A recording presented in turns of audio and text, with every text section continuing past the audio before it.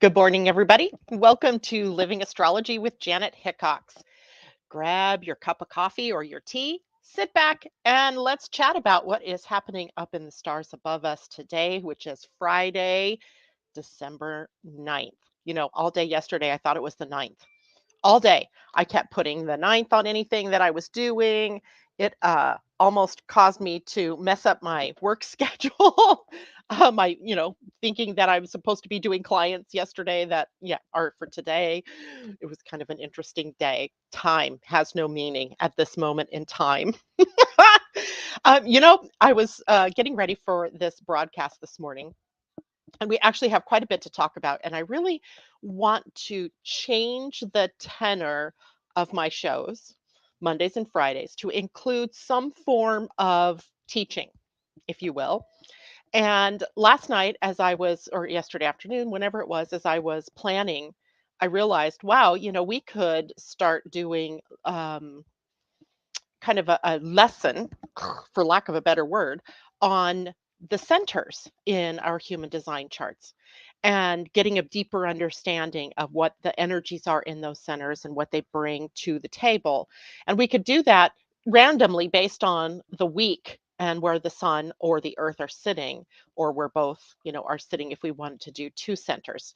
Today, I'm going to be focusing on the will center, which is one of the more misunderstood perhaps centers in all of human design.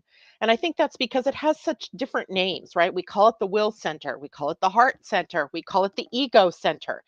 And at least in my mind, as I was learning human design in the beginning, to me, ego and heart were sort of different things, right? So how can they both be the name for this particular center?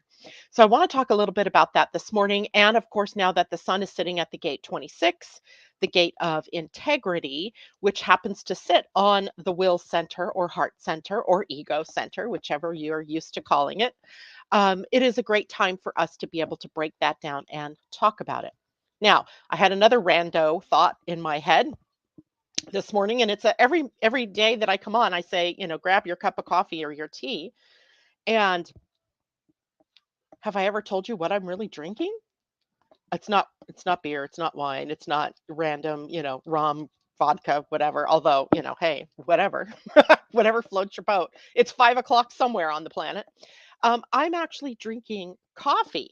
And you guys should also know that I don't make my own coffee except later in the day, that every morning, my sweetheart of a husband makes me a cup of coffee every morning. And it's often a surprise. Like, I don't know what he's doing. I have K cup coffees, but we also have an Electroperk, and he sometimes just makes coffee. Well, this morning it is a Fidalgo Bay medium roast coffee with hints of berry, and it's beautiful.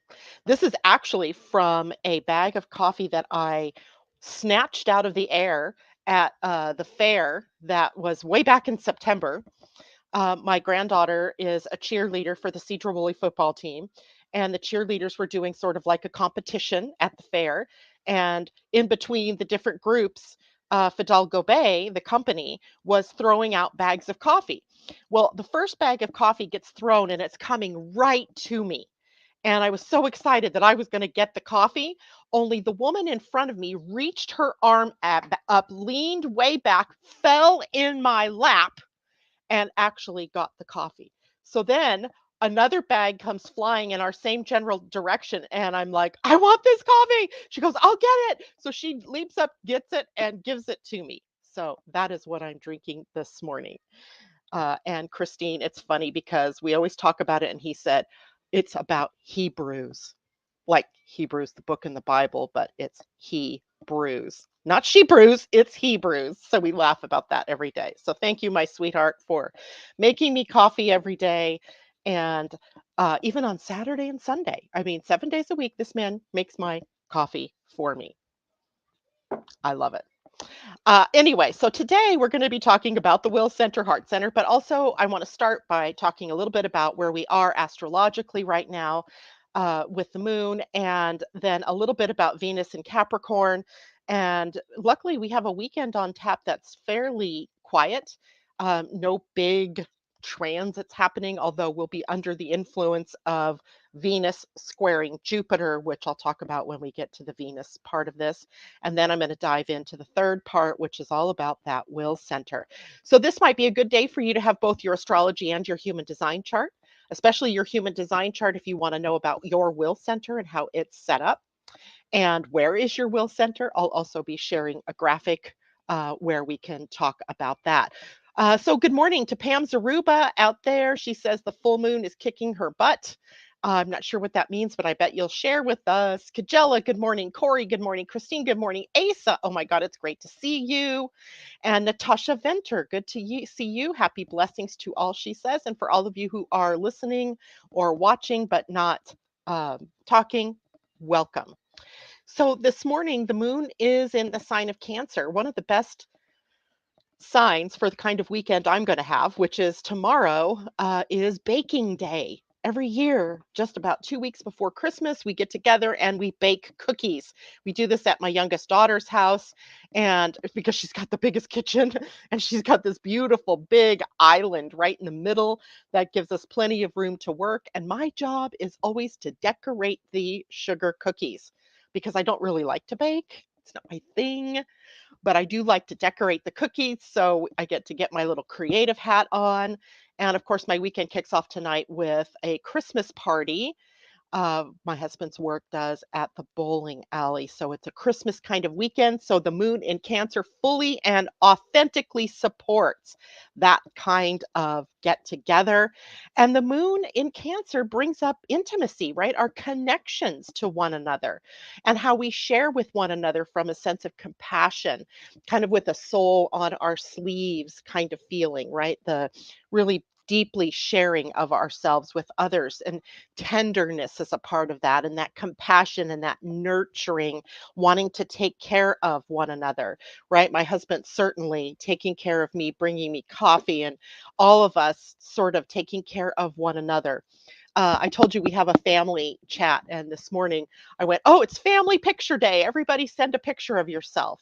So just doing these little kinds of things brings family together. So soon I was getting text messages of pictures from all the different members of our family that are in this group.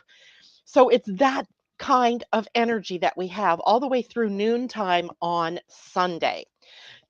Also, moon in Cancer brings up the emotions. It's emotional energy. The moon and Cancer, moon rules Cancer. So we have a great affinity for the energies here. They work well together. There's a sense of moodiness, so possibly high and low, and all the points in between. And there's sensitivity here where we are needing to be sensitive to others' feelings, but that also we may become very sensitive about things that people say or what happens or the things people do. But there's also intuitive sensitivity here. Water signs have a lot of intuitive capability, and Cancer is water. And the moon is distinctly intuitive anyway. It takes us on that inner journey where we can discover, what's going on in our outer world by what we're feeling or sensing about it inside. And this is also heart to heart energy, the heart to heart understanding of one another when someone's feeling down or when someone's feeling joyful or when someone's, struggling with a problem. And it is about our home life, home, family, traditions. This is a tradition, right? I told you we're going to be baking cookies. Now, I swear we didn't plan it on December 10th to do it with coinciding with the full moon or with the moon in Cancer. Did not have a clue.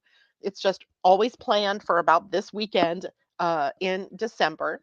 But here we have this familiarity with a tradition, right? A tradition that we've established, and the blessed feelings that come with that, the ability for us to gather and for us to do something fun. And we're not just making cookies for ourselves, right? Those cookies end up getting delivered to all kinds of people, to everybody's workplaces, to everybody's extended families, and it's kind of fun to do this for us every year. And there's beyond home life is that sense of belonging, right? Belongings is huge with the moon in Cancer.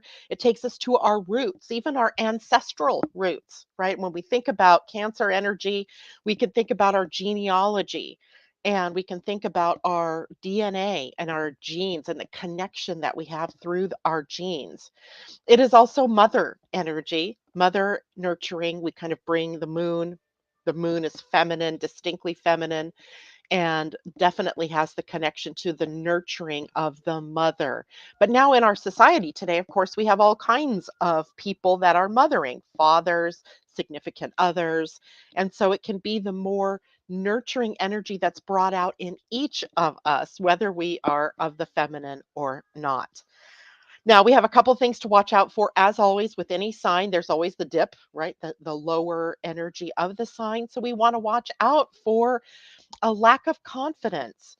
The moon in Cancer, and Cancer as a sign struggles to have that confident feeling. And sometimes when they have that vulnerable feeling, when they're feeling not as confident, they'll withdraw or hide. So crab is the symbol of Cancer, where we have the hard shell and that big claw and the other claws that could really do some damage, but it hides the vulnerable, softer side of the animal itself. And so we have that as an issue. Perhaps we're out of a sense of vulnerability. We harden a shell around ourselves, or we put up a wall between ourselves and others, shutting down, right? That's a part of that experience. Or we can become defensive, right? We lead with the claw. We lead with the I'm going to pinch you if you hurt me, or if you don't react well to what I'm saying or doing, which is also hiding a sense of insecurity, which is a part of the negative of this sign.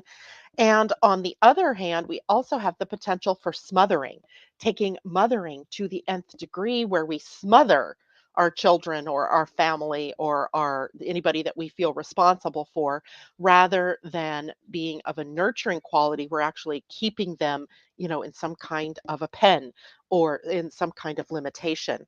And also on the other end, an over dependence on others, right? A failure to really launch yourself out into the world, and instead depend on others to take care of you, or to hold that foundation for you, rather than you branching out and going it out on your own.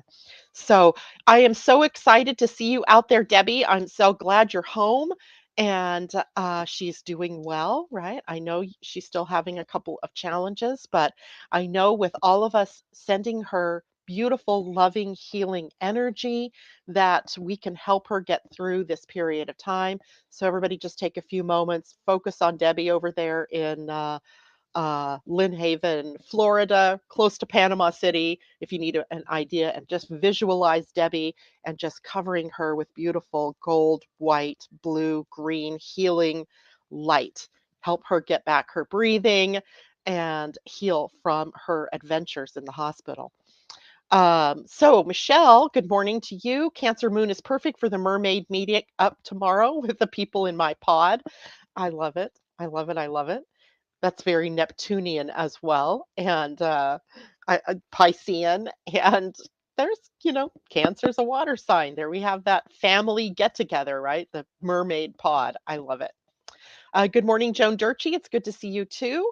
And let's jump on into Saturday and Sunday. No biggie. Nothing going on, right? Nothing new going on, I should say.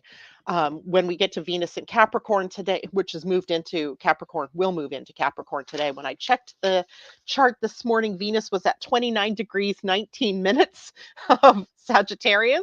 So she wasn't quite into Capricorn. And yet later today, she will be in Capricorn, joining Mercury, who's at 4 degrees of Capricorn today. And of course, Pluto completely at the other end of Capricorn, at 27 degrees, sitting right on top of my ascendant, or right up opposite my ascendant, and right on top of my Saturn. Yay! Yay for Team Janet. Anyway, no wonder I get into these moods, right? I get into these, feelings of that melancholy, right? And questioning of myself. These are big transits that are happening in my own personal life. On Sunday, the moon moves into Leo, lightening the energy, right? Bringing a more playful, happy go lucky energy to the play.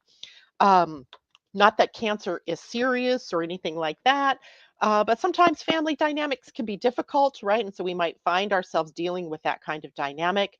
And as well, today, Venus moving into Capricorn can be bringing up some issues. Venus, she'll be spending the next couple of weeks here in the sign of duty and responsibility, ruled by Saturn. So Venus and Saturn are kind of tied together for these next few weeks. And in the sign of Capricorn, there's a conservative feeling here. It's not Jupiter driven growth and expansion. It's much more Saturnian boundaries and limits and keeping things in perspective, being more conservative in the way that we love, in the way that we spend money. Venus, these are all Venus qualities, and the way that we value and find worth in ourselves. So we're crystallizing, some really interesting energy about less is more. And I have that. I have Saturn in Capricorn, and I remember from the time I was an itty bitty kid that I couldn't stand it when I wasn't allowed to be as out in the world as I wanted to be, right? I grew up in a foster home because my mother had had a stroke when I was 2. She was unable to take care of us. My older sisters had kids of their own and, lives of their own. So me and my younger sister, we grew up in a foster home. And I think my foster mother, even though at the time I hated her for this, but I think she was really playing to my Saturn in Capricorn by teaching me about limitation, teaching me about boundaries. Because my sister and I, we were not allowed to go out of the backyard to play with the neighborhood kids. They could come into the yard with us, but we weren't allowed outside of the gates. We had gates across our driveway that we had a huge backyard. It's not like we were, in some little teeny tiny cramped place with no place to grow or expand. But I detested those kind of limits. I detested it. And I was always pushing the boundaries, right? I'd open the gate and I'd go get the ball that went outside the gate. And then I'd linger out there talking to a friend who happened to be passing by at the same time. It was funny. I would push those boundaries. So when we have a planet like Venus moving through the Capricorn, a sign that really reminds us about limits and boundaries, where do I end and you begin? We find that it is really about expressing the limits of where you are. Maybe you're in a relationship, and this is a great time to address this, by the way, in a relationship where one or the other of you are always in the other person's space or always pushing the other person's boundaries. So this time with Venus is a great time to bring up the this is me, that's you, stay in your lane kind of thing. But it reminds each one of us to really be true to ourselves. There's a big sense of integrity, which is another theme already coming up to us through human design, that will be present for the next few weeks while Venus is transiting through this sign. This is an earth sign, Capricorn, practical, down to earth, simplicity, a hallmark of this sign. Not as much, say, as, a Taurus, maybe not even as much as a Virgo, but simplicity is still key here. And simplicity in keeping your eye on the prize or your eye on the ball. What is it that you're trying to create? What is it that you're doing? Right? What is it that you want? What do you desire? And staying aligned with that rather than going off in 25 different directions, right? Getting distracted. But we also don't want to get so narrowed that we can't expand a little if the opportunity presents itself. So keep it simple is a mantra we could have during this period of time. And the focus, of course, then moves to our relationships, our money, our values, business and business dealings. And there's something else interesting about Capricorn that I don't know that we talk about very often, and that's Capricorn is very reputation oriented. It's a sign that needs to be very aware, whether you're a Capricorn or in the house that Capricorn happens to sit in your chart, where you have to be true to yourself. You have to be authentic. You have to be in integrity.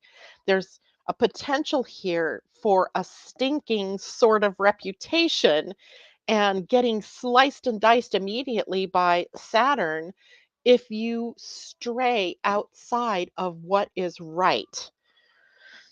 It's a tricky, slippery slope, right? Because karma isn't always delivered immediately. But you can see, for example, if you are skirting standards in your business or in your home or in products you're producing, and products could be, digital, could be real, right? Those kinds of things. When when you are doing something, what is that saying?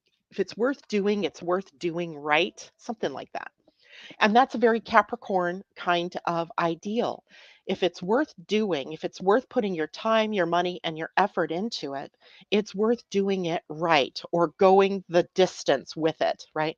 Not just half assing it or, just doing it partially, but actually taking it to its completion or taking it to its fullness. So having high standards, right? High standards. And it can play out in many different ways, and it can play out in your relationships, certainly with Venus here. It can play out in the way that you've built your foundation, right? Is your foundation built on sand, right? A house of cards built on sand soon falls, right? You need a strong foundation. You need to be more discriminating, more discerning in how it is you put yourself out into the world and how you spend your money, how you spend your time, how much effort you put into your relationships, et cetera, et cetera. And of course that covers a wide variety of things and ways in which you can show up. But trust me when I say the focus is really going to be on, are you being true to you in the confines of a relationship or in a job or in anything that you're doing, right? Or are you doing things to people please? Are you doing things to make others happy in some way? Are you speaking to something that you think people want to hear rather than what you really want to talk about? On and on, right? Those kinds of clues. Then we also have Venus in a square to Jupiter. These are the two benefic planets that we think of in human design, but also in astrology. That they come together in a square tells us there's a bit of a challenge between the two. So, benefic planets usually are bringing us good things, they smooth the way. But we have these two planets that have a tendency to overdo. And that overdoing is often fueled by us wanting to get things perfected. And that's coming from the fact that they're square to one another from the sign of Capricorn to, or it's actually the end of Sagittarius, beginning of Capricorn, to the end of Pisces, beginning of Aries. So these two planets, they actually are going to be exact in that square. Just as she's moving into the next sign. So they're both at 29 degrees today of their relative signs, right? Jupiter on the 20th moves into Aries, and Venus today moving into Capricorn. So we're already faced with that square right now, right? So the tendency to overdo, over commit, over imbibe, overeat, anything you can put over in front of is what we can look at here. And sometimes, again, it's that striving for perfection, right? So we keep doing and we keep doing and we keep changing and we keep blah, blah, blah to try to perfect something that was literally almost perfect right in the beginning, probably, right? But we just keep going. So again, we get another theme here of less is more, right? Less is more. We don't have to keep going and keep doing and keep adding to, keep spending and keep blah, whatever. So be resource savvy. And the reason I say resource savvy is also related to where the sun is on our will centers, because that is the center for managing and allocating resources, including your time, your money, your energy, right? And if we have this tendency right now to want to overdo it, we can overspend, we can overcommit, and that can undermine our energies, right? The will center is not one to be trifled with. This is not a center that you want to blow out your energy, because it leads to burnout. It leads to burn up, right? It leads to lots of different other problems. So be resource savvy of your own resources, right? It is a season for giving. I don't want to say that you have to bring it all in and not give of your time, money, or effort. That's not it at all. But don't do that from a place of not enough for yourself, right? You don't get bonus points by giving away the farm if you still need the farm, right? For yourself. If you haven't enough for yourself, you can't give it all away, right? But you can give away what you can, or you can give your time and your money and your resources. Okay, J Lo, hello to you. Funny, I was like that also when she was young, like hated boundaries. My youngest now, I do the same only because of my neighborhood, right? But I grew up in a suburb of Long Beach, California, called Lakewood. It was pretty safe, right? I grew up in the late 60s, wanting to get outside and, play. And I hated that idea of boundaries. I hated that, right? And I hated that she was afraid that if something happened to us, she'd be responsible and then, be in trouble for it. So anyway, I get it, right? I do as an adult, I get it, but as a kid, I was like, you're just mean. You're just mean. You don't want us to have fun. You don't want us to play. Now I get that my Saturn in Capricorn from birth needed structure, needed form, needed boundaries, needed limits, or I would have been all over, right? Good morning to you too, Kathy Miller. It's great to see you out there with us this morning. Now it's time to get your human design chart. Get your human design chart. I'm going to share my screen for a moment. Actually, I probably will share my screen for the rest of the broadcast. So let me transition that over. Share screen. I want to share a tab, and it's the chart builder tab. All right. So what you should be seeing right now is my genetic matrix chart builder mandala. And I wanted to do it live on the screen so that you could see how easy it is to build a chart in genetic matrix. So when you go into this, let's see if I can go back and show that to you. So when you go back, you see all the tabs, right? These are all the tabs that are available. You'll also see whatever chart is on the screen. This happens to be my own chart. You'll see something called chart tools. And if you drop down the menu there, you can build a foundation chart, which is what's showing here in my window at the moment. A foundation chart, a mandala, a penta. A penta is how we look at relationships in human design, or a sleep chart, which I have no idea why we'd want to build that, but whatever, right? Cool. But I wanted to build a mandala. So if you click on mandala, it takes you to this page, which is where I can then start to choose what it is I want to share on the screen. And what I want to share on the screen is this little itty bitty center tucked off to the right, that has only 4 gates on it. And first of all, let me go back really quickly to my StreamYard and make sure you guys are seeing that. I see you are seeing it. So chart builder, back to my big screen so I can see this. So we're going to talk about this little center. And this little center called the will center, heart center, or ego center is what we also call a motor in human design. A motor because it has an energy to it that it's always a part of. And the energy in this center is about the willpower to survive in this material or 3D world. So it really does make sense that willpower and the ego would be connected here, because the ego is what keeps us aware of, what's the direction, what is going to keep us safe, of what we need to do to stay in survival energy. Um, so it's the willpower to survive and to be able to prosper materially on the third dimensional plane. Okay. And its motor energy works for rest, and which gives you an idea that it sort of pulses on and then it pulses off.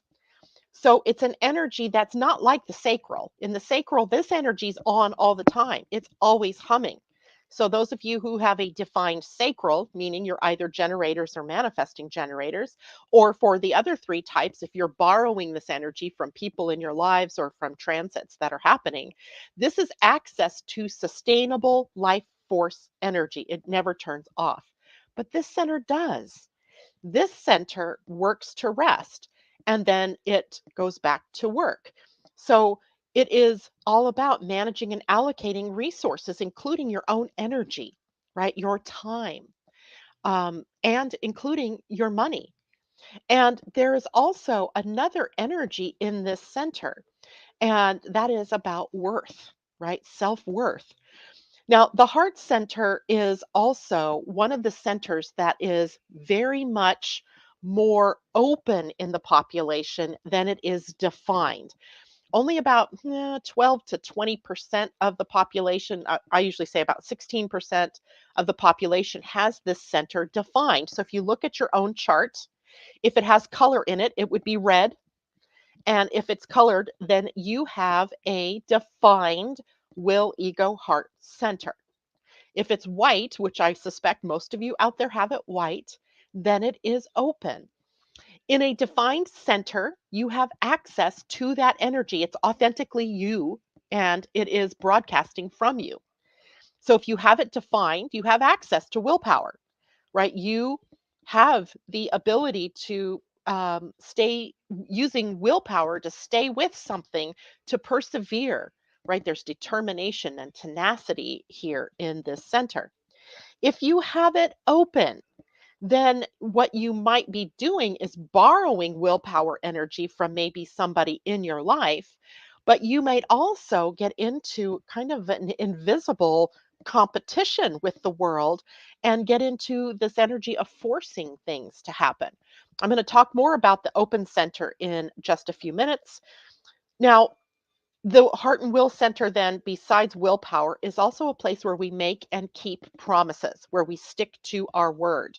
So we also have an energy here that feels a little bit like integrity in the center itself. Never mind that one of the gates on the center is about integrity, but the four gates here on this center are needing for us to express our authenticity. And also our authenticity comes self-worth, right? But it is the energy also for work.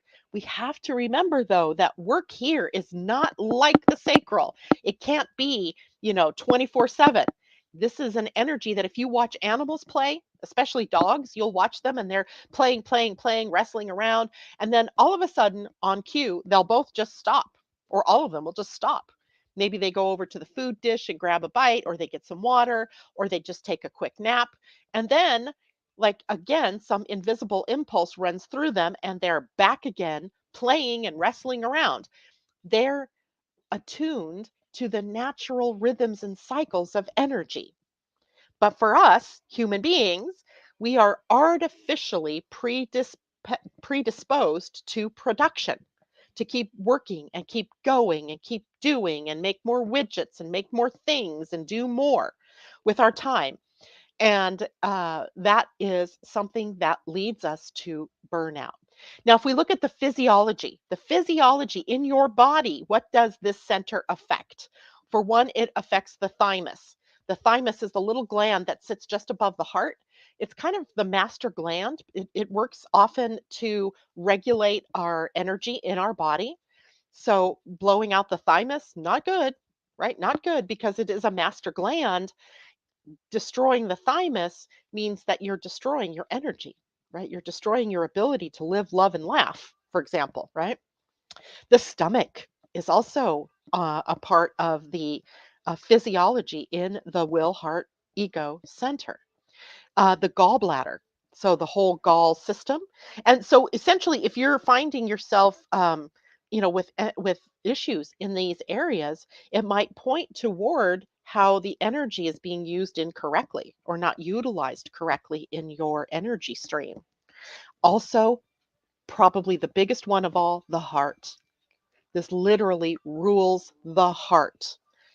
So when we look at our world and we see that really literally 16% of the population has it defined, and the other, rest of the population, 90, 80% of us do not have it defined,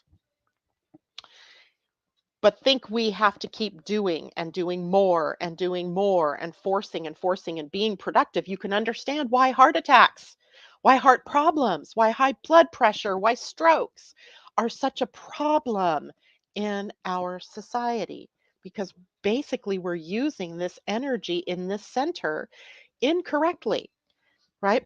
Artificially using the energy of this center incorrectly, I might add, right? It is all, I mean, we could go on into a lot of different the politics of capitalism. We can go into consumerism and all of those kinds of things. But primarily, it is an artificial way of living, right? If we were left to our natural devices, we would sleep and eat and work in a natural rhythm that would be offset by periods of rest, and then we would go back to work, right? If you work in a workplace, what, you get 2 10-minute breaks and a lunch? Really? But what if your what if your center turns off, right? What if you get tired and it's not break time, right? You decide to, go take a break. Your boss is likely going to come looking for you, and you're likely going to, catch all kinds of what because of it. And of course, that's part of an old paradigm that is hopefully in the process of switching because it isn't sustainable, right? Living like that isn't sustainable. Our bodies tell us that all the time. All right. Now, there are 4 gates on this center, and I want to talk about those briefly, and then I'll go deeper into what is it when it's defined and what does it mean when it's open.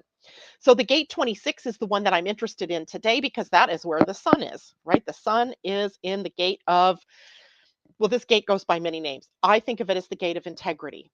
But in a way, if it's part of a circuitry in human design called the economic circuitry, and in that economic circuitry, we sometimes call this the gate of the salesperson or the saleswoman, right? Who has the ability to, um, if they're selecting integrity, to help people see what they truly want, right? To see what they, that, that the product that I have as the salesperson matches up to your dream or matches up to your desires, and then I can close the deal. So that's on a very mundane level. It's the art of the deal, right? The deal. It is connected to the spleen right here, over here at the gate 44, which happens to be right now where we have the south node. So what this does then in our charts is define that whole center, or that whole, excuse me, that whole channel, the 4426. And the 44, remember, as the south node, is what is it that we have to release? The baggage, right? What do we have to release? And it's very clear to me that with the sun sitting here now, we have to release our proclivities of overproduction, of overdoing, of forcing, of competing, of trying to prove ourselves and our worth by doing and doing and doing more and more and more. So I'm going to keep that defined because right now, every one of you, whether you have those centers defined or not, have them defined, have them defined and those gates defined because we have planets sitting there, right? The sun at 26 and the south node at 44. Now, if we look at the gate 51, this is the gate we call shock. And by the way, this is an Aries gate, the 51. So we're going to be dealing with that in the astrology of 2023 because Jupiter is going to be sitting in Aries gates. So we're going to be dealing with shock, whether we want to think about it now or not. We will be dealing with this energy. Now, shock sometimes is delivered in a way that initiates us into a new awakening, right? A broadening of our horizons or an expansion toward spirit. If you look at this other end, this gate here, the 25, I'll define it for a moment, uh, is also a place that Jupiter will be sitting as we move into 2023. And it's called the gate of spirit. It's the gate of the love of spirit. So often, then, shock is really about awakening us to becoming more spiritual, right? But it is the power to shock us out of complacency, right? Into places where we've just been hanging out, not doing anything with ourselves, and then causes us to move outward more toward the love of life, living, right? Really living our lives. And then as well moving more toward love, the love of being the spirit in the body. And we'll be talking loads about that in the Astrology of 2023 webinar, so I don't need to go into it deeper right now, but just understand that on this center is also this energy that shocks us into action, right? And then also on this center we have the gate of control. Lovely, right? The power here is about managing our physical resources. Often in a conversation with someone who has the gate 21, control issues come up right away, right? We know that this person who has this gate defined is often, tightly controlling their environment, their finances, their energy, their time. Plus, they're good at it, right? They're good at managing time and effort, and their job, kind of unspoken, is about survival of the community, right? Or of the family, or of the relationship, or of the workplace, right? So people with this energy of control need to understand it's not so much about uh wanting to take and having to control everything, but understanding that this drive behind this energy is because you're really very good at knowing what it is that needs to be done energetically, financially, time wise, people wise, managing people. So we have that gate on this center as well. Oops, I want that defined. I want that out. And then finally, interestingly enough, the gate 40, which is called the gate of aloneness, or the gate in quantum human design now is called restoration. And I really kind of vibe more with restoration because it's an energy that creates interdependence, or is it independence, within a community where you are very individually contributing to the community, to the family, or to the organization. And it's through this person who has the gate 40's love of work that says, I have these skills, I have these talents, I have these gifts, let me share them with you on the basis of fair exchange, right? Not just let me give them to you and give away the farm, although a lot of people with this energy do it. They just give it themselves away, but there needs to be fair exchange, right? So giving and receiving and the exchange of energy very much prominent in the gate 40. So if you have gate 40, you are likely someone who really is needing to understand that worth here, your worth isn't dependent on just giving away the farm, right? It's dependent on what you have is valuable, what you have is worthy of receiving something in return. And then once you've given, once you've done your part, you go into rest. It is this gate that people have defined where they are often pushing the river, right? So they're pushing and they need time to retreat. They need time to restore. They need time to recharge their batteries, but they can get caught up in the doing and the doing and the doing.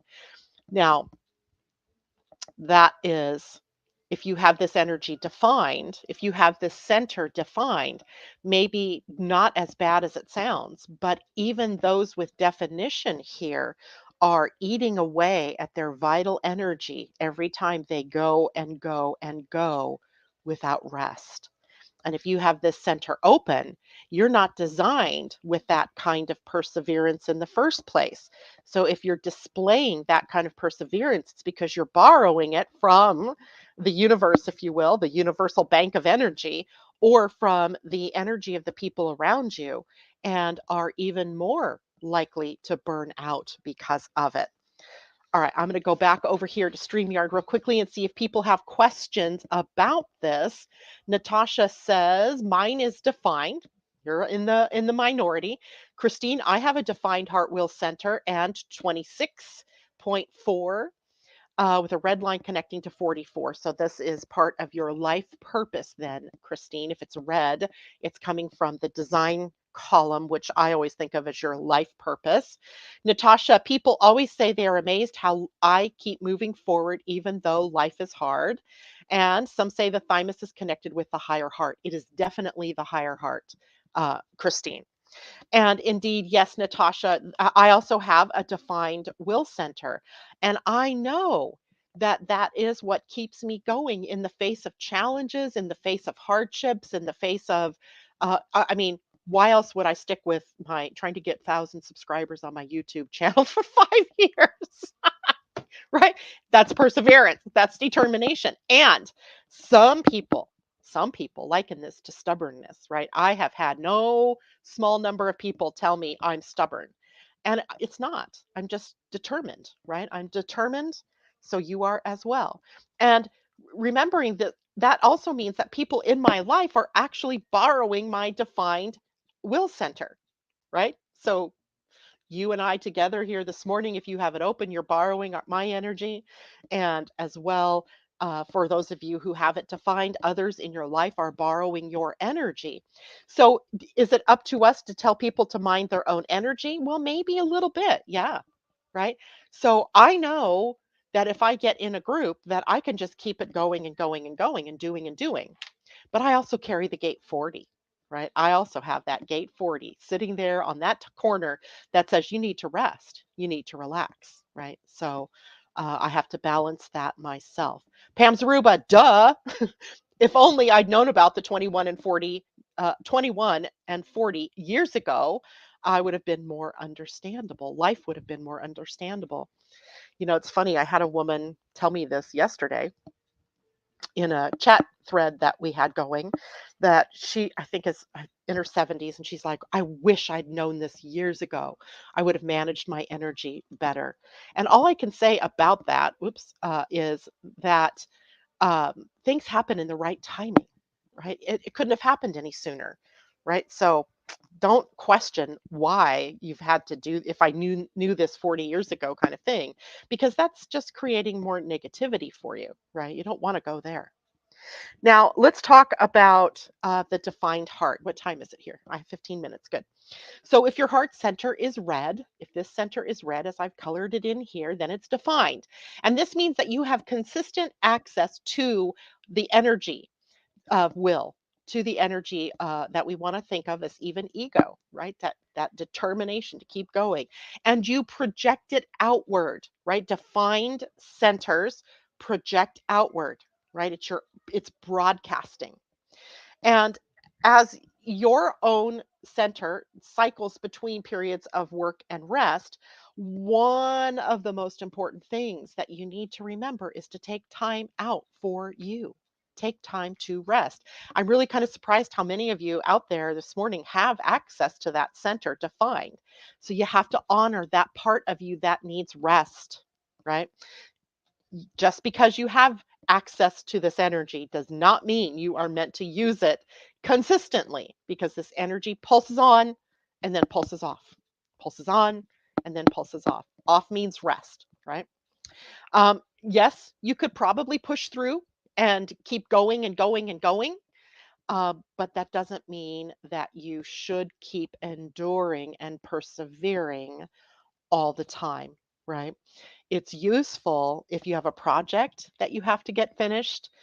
It was useful when we moved into this house, and there was so much to do. I hadn't moved in many years, and it was like almost overwhelming how much work there was to do. But that center was very useful for me in keeping that going until it was done, right? Moving in until it was done.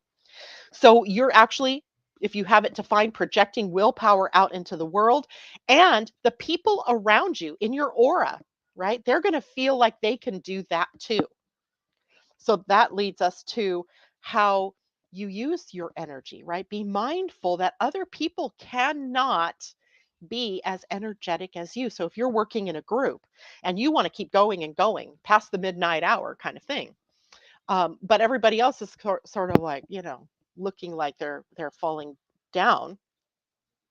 You have to be mindful of those people around you, right? That They need rest. And so do you. It's just that you're easier to short circuit that energy.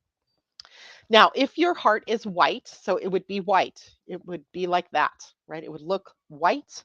Although for and everybody right now, if you looked at a transit chart, it would not be. We all have willpower right now, interestingly enough, because the sun at 26 is completing that channel, as I said in the beginning here. This means that you have inconsistent access to willpower. Inconsistent because you're receiving and amplifying the energy from others, right? Or right now, you're receiving and amplifying that energy due to this transit, the transit of the sun at 26 and the south node at 44. So you are here, we always say with a white center, an open center, you're here to become wise about how you use this energy, right? You're here to uh, become wise about your worth and about your willpower and about when it is that you're forcing yourself to keep going versus when it is that you need rest. Where are you short circuiting yourself? And some of the questions you might ask yourself is how many times in your life have you said yes to something or said yes to somebody and then regretted it, right? But then you can't backpedal. So, yeah, stick with it, even though you knew in the moment that that was a bad news bear thing to do, right? Not a good thing. So, undefined hearts, people with the open will center, face the challenge of having maybe said yes to prove their worth, to prove that they're worthy to themselves, but also to others. But it's also sometimes because of a sense of I need to keep up with everybody else, right? Everybody else is doing and doing and going and going, and I can't. Why not? Right? So I will then try to push myself to keep up. Who are you pleasing in that kind of instance, right? You're not really pleasing yourself or doing what's good for you. You're trying to please people outside of yourself. So you have to learn with an open heart center or open will center that your true value is in being, not doing. You're not here to show your worth by doing. It's your being. And the ability to honor this keeps your body healthy, keeps your heart in specific healthy. A lot of anxieties start here as well, right? I often think of anxiety coming from the head centers, right? Especially the ajna. But a lot of anxiety comes here too, and it's the anxiety to prove oneself. And the only way that you can really counteract all of this energy is to know yourself, know your type, know your strategy, know your authority, and live from that. Not get yourself caught up in what everybody else is doing around you or how everybody else is managing their energy. You're not here to prove yourself to others. You're just not. Um, the lessons in this center for people with it open are many, right? There's a lot. Um, be you, right? That's the biggest lesson I think that you can find here. Now, some people have a completely open heart center, meaning you have no gates defined at all, other than in transits, like we have right now going on. And you might feel this energy periodically, but what you're really going to feel is about worth and worthiness.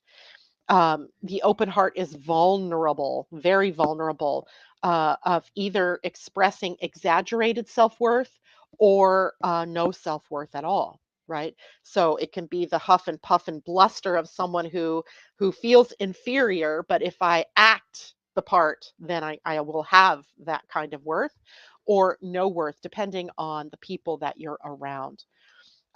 If you have this center undefined, then it's well worth looking at worth, self worth, and your value in your life. So um, you might need to, as an undefined heart center, ask yourself before committing your energy to something, am I trying to prove my worth to someone?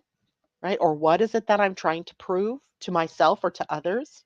If you have a defined heart, um, ask yourself, do I really have the energy to take this on? Is it time to rest and I'm trying to commit to something of doing? In the end, it's all about, is the energy of doing correct for you or not, based on how this center as a motor is defined. And again, right now, remember, all of us have it defined. So for the next several days, through the 14th. So what's that? Oh, I actually have the right calendar up now. So the 14th is on Wednesday. I didn't change my calendar from November till December until December 8th or 7th, something like that, because I kept looking at the wrong month. Finally, I changed it over. So all of us right now for this next week literally have access to a lot of willpower. And just because you can does not mean that you have to use it, right? Just because you can. And remember, it's going to go away. It's going to go away. And then you might feel like a lead balloon, right? That somehow your energy just popped. That you like, where did all that excitement, that perseverance go? Right? Where did that endurance go? So be very careful that you don't overdo it, right? That you don't overuse this energy. J Lo says, my two girls who left this year for college, they have the channel also, kind of crazy, yet not. Um, I really wanted to make sure that we talk about the 26 as well, because integrity is the energy at that gate. But what is integrity, right? Um, it's really about being true to yourself, right? We think of integrity as something that we do, a face that we show to the outer world, but really it starts from within. It really begins with being worthy enough to be in your own integrity, to do and be what's right for you. So if you've committed yourself to something erroneously, right? Or because, right afterwards you go, oh no, then you have to be willing to call it back. You have to be willing to say to the other person, I'm so sorry, I committed myself to this, and it's just not right for me at this time. But that all begins in the beginning, right? With you knowing whether something is correct for you or not, right? Being in your truth, being in your integrity, and then that makes you a, in your integrity as a part of a group, right? Or a part of a family or a part of a workforce. Okay, questions, comments. Was this helpful? Is this something you'd like to see me do more often? As different gates get activated in different centers, is it worthwhile? I noticed listenership fell off, so I wonder if that's boring to some of you, or is that just over people's heads? Let me know what you think. And let's pull a card before the session is over today, so that I'm going to pull an animal card. I really like the animal cards. You guys know I like the animal cards. But then I'm also going to pull a wisdom of the oracle card. So let's look at animal first. Remember earlier in the week we had groundhog, and that was an interesting card. All right, Pam, I'll pull a card for you. I think I have a couple minutes extra here. Maybe we'll just say that the wisdom of the oracle card is for you as well as all of us. Ooh, we get parrot spirit. Parrot spirit says, watch your words. Watch your words. It's so interesting because parrot is card number 45, and it is at gate 45 that the earth is sitting, right? The sun is sitting at 26 on the wheel center. The earth is sitting at the gate 45 on the throat center. So then we get card 45. Watch your words. I think we've had this one before, but I'm going to read it anyway. I don't think we've had it recently, by the way, either. And it came out right side up. So it says, what are you saying to yourself? What message are you repeating? Is it something that makes you feel good about yourself and reminds you of your strengths and potential? Parrots mimic the sounds around them, and when parrot spirit appears, it is time to be more mindful of your self-talk and its qualities. What do you say to others? Are you repeating what you truly believe? I think that brings up integrity for sure. Remembering to speak with light and love can become a habit. Be generous with compliments and thanks, affirming all that is good so that your loving, healing words will be heard throughout the jungle, cutting through the noise and inspiring others. Listen for the words that remind you of all the strength, abundance, and joy in your life and in the world around you, and then repeat them, affirming what is real, true, and nurturing to the soul. The universe will reflect back to you the story you tell. Words matter, so choose ones that lift you up and inspire others to remember the beauty around us. It's a good message for all of us. Parrot spirit. Love it, love it, love it. Look at how pretty, too, right? Same colors as my little hummingbird up there. Okay, so Pam Zaruba, the wisdom of the oracle. This card apparently is going to be for you, but all of us are together here this morning. So any of the cards that come up are really messages for all of us. So, whoa, this one just jumped to the sea. Card number 7. And we see a little fairy, maybe a little mermaid in a boat on the water to the sea. So let's see what that's 7 makes it think it's going to be fairly spiritual in nature. And it says, and it came out upright, so it's an upright message. The essential meaning of the card says being in flow, returning to source, recognizing how pieces fit together, and a natural pattern of events. You know, there's the potential for all of us to tap into the patterning right now because the South Node at gate 44 in traditional human design, gate 44 is called the gate of patterns. And it's about the ability to read sort of the patterns that are happening and then to predict an outcome based on that. All right, so here's your message, Pam. It says, isn't it wonderful when you feel yourself in the flow of life, when events and conditions seem to engage you in a way that is fluid and effortless? This card reminds you that going with the flow is exactly what you need to do right now. Ride the wave of opportunity formed by perfect conditions. Allow trust and faith to guide you forward as you flow like a river into the sea of life. If we relate this to relationships in your life, it says there are points in a relationship when you have to decide to go with the flow rather than dictate the course you share with another.